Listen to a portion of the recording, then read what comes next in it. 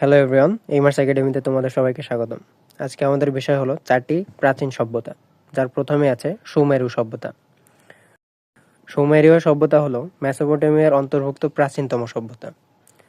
সুমেরীয় সভ্যতা গড়ে উঠেছিল বর্তমান ইরাকে সুমেরীয় সভ্যতা গড়ে উঠেছিল। কিউনিফর্ম হলো সুমেরীয়দের আবিষ্কৃত লিখন পদ্ধতি, যার 39টি বর্ণ আছে। কিউনিফর্ম লিপিতে লিখিত মহাকাব্য হলো গিলগামেশ মহাকাব্যটি কিউনিফর্ম লিপিতে লিপিবদ্ধ। এরপর দেখো, গিলগামেশ নামে প্রথম মহাকাব্য রচনা করে সুমেরীয়রা। পাটিগণিতের গুণ পদ্ধতির আবিষ্কার করে সুমেরীয়রা। চাকার আবিষ্কারটি হয় সুমেরীয় সভ্যতায়। সুমেরীয় ধর্মে মন্দিরকে বলা হতো জিগুরাত। তাহলে জিগুরাত কি? জিগুরাত হলো সুমেরীয় ধর্মে মন্দির।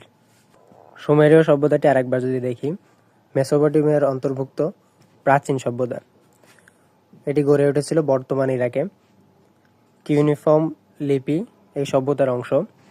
লিপিতে বর্ণ ছিল 39টি। গিলগামেশ কিউনিফর্ম লিপিতে লেখা হয়েছিল।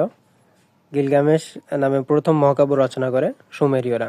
পাটিগণিতের গুণ পদ্ধতির আবিষ্কার করে সুমেরীয়রা। সুমেরীয় সভ্যতার সবচেয়ে বড় অবদান হলো চাকা আবিষ্কার। সুমেরীয় ধর্মে মন্দিরকে বলা হতো জিগুরাত।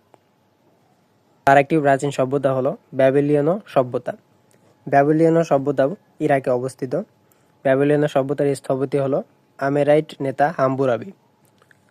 এই রাজা হাম্মুরাবি পৃথিবীর ইতিহাসে সর্বপ্রথম আইন প্রণয়ন করে। তাহলে পৃথিবীর ইতিহাসে সর্বপ্রথম আইন প্রণয়ন করে কে? রাজা হাম্মুরাবি। হাম্মুরাবির সময়কালকে বলা হতো স্বর্ণযুগ। ব্যাবিলনের শূন্য বা ঝুলন্ত উদ্যান ইরাকে অবস্থিত। তাহলে ব্যাবিলনের শূন্য বা ঝুলন্ত উদ্যান কোথায় অবস্থিত? ইরাকে। এই ঝুলন্ত উদ্যানটি গড়ে তুলেছিলেন সম্রাট নেবুচাঁদ নেজার ঝুলন্ত উদ্যান নির্মাণ করেছিলেন। সর্বপ্রথম পঞ্জিকার প্রচলন হয় ব্যাবিলনীয় সভ্যতায়।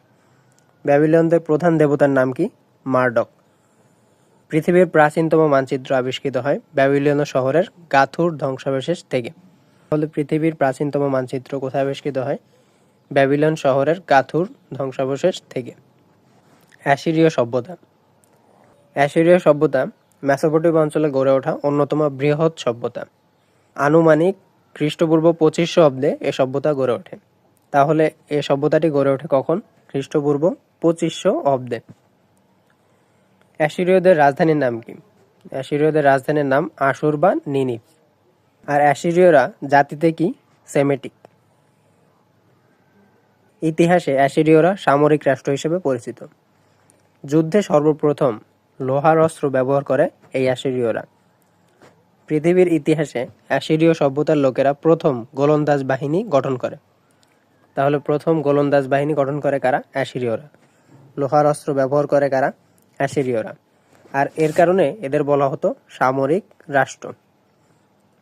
সর্বপ্রথম পৃথিবীকে অক্ষাংশে এবং দ্রাঘিমাংশে ভাগ করে অ্যাসিরীয়রা। বৃত্তকে সর্বপ্রথম 360 ডিগ্রি কোণে ভাগ করে অ্যাসিরীয়রা। দেখো, এদের অনেকগুলো অবদান আছে।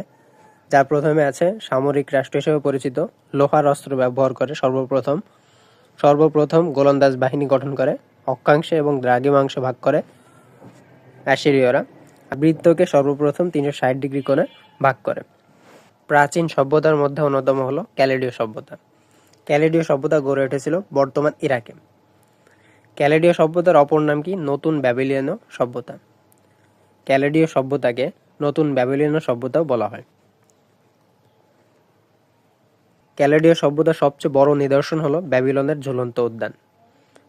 ঝুলন্ত উদ্যান কোথায় অবস্থিত? ইরাকে। দিনকে 12 জোড়া ঘন্টায় ভাগ করে 7 দিনে সপ্তাহ গণনা শুরু করেন। সর্বপ্রথম 12 নক্ষত্রপুঞ্জের সন্ধান পান।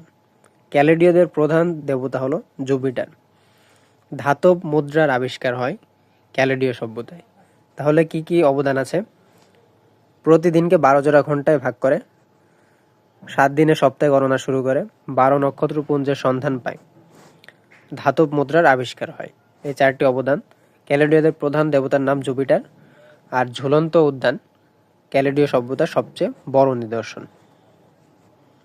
এই হলো প্রাচীন 4টি সভ্যতা। আশা করি তোমাদের ভালো লেগেছে। ভালো লাগলে অবশ্যই